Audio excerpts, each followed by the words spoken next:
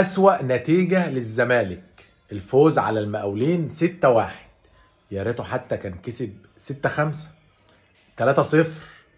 دلوقتي يطلع الأهلاوية يقول لك نتيجة الزمالك دي مش بتفكركم بحاجة.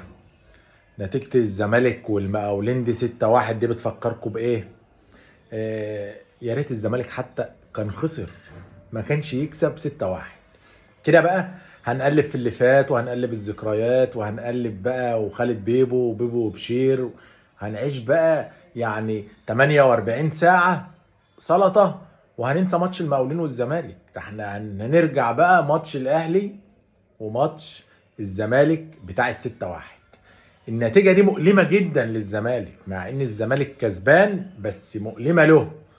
طيب انت 6-1 بتفكرك مش عارف ايه، وهنعيش بقى قصص وروايات وداخلين على مباراة قمة في الدوري المصري ما بين الاهلي والزمالك.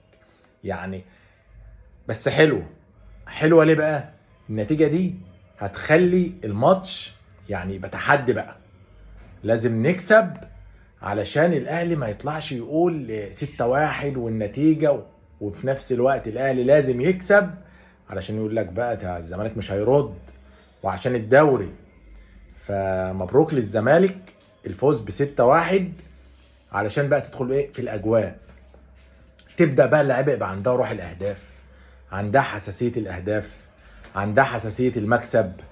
بس يا جماعه برضو هرجع واقول بتفرق في الشخصيه.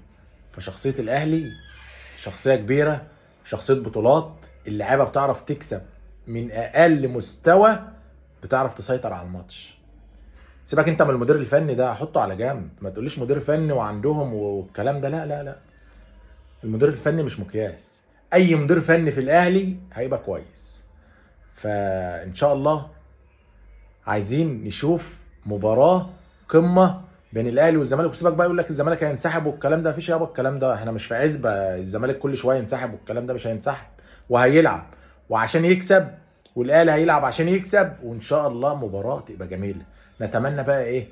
يبقى المباراة دي يعني 80 يا عم ألف 60 ألف متفرج نستمتع. اللي جمهور الزمالك يطلع يعمل لفتة جميلة، جمهور الأهلي يطلع يعمل لفتة جميلة. عايزين نرجع بقى الجمهور من النقطة دي. عايزين نرجع الجمهور. الجمهور مهم جدا يا جدعان. يا جماعة احنا الدول التانية بتطلع وتقول لك انتوا ما فيش عندكم دوري مصري، انتوا ما فيش عندكم جمهور، ما فيش عندكم لعيبه. ما هو لما يبقى في جمهور هيبقى في لعيبه. اللعيب لازم يتضغط عليه في الملعب. لما يكون الجمهور قاعد 50,000 ولا 40,000 ويتكلم مع اللاعب ويبين غضبه في الملعب، اللاعب هيلعب، هيجيب كل اللي عنده. ونتمنى الجمهور يرجع تاني. السلام عليكم.